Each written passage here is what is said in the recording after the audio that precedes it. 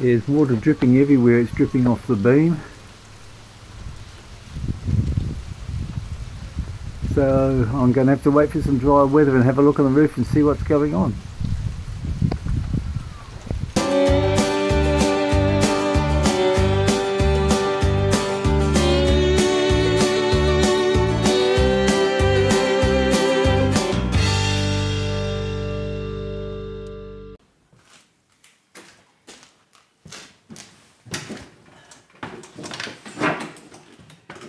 See how the battery goes.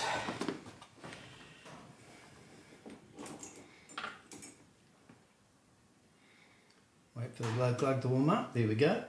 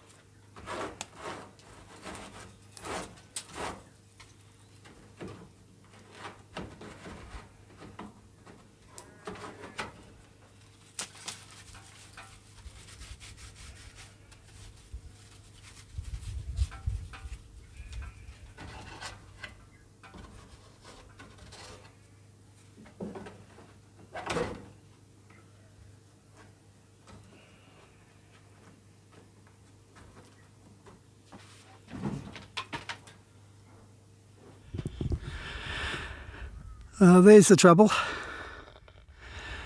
3 sheets of metal don't reach the gutter. Now the way to fix that, there was a problem way back with the footing. I'll explain that in a minute.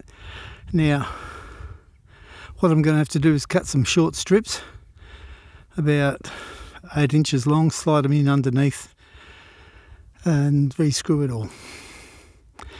Let's see what caused it. Well, here's the trouble, the footing.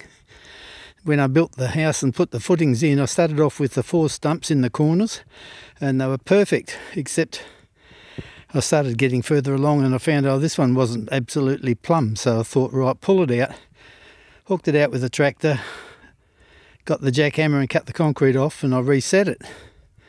However, the problem wasn't the position of the stump.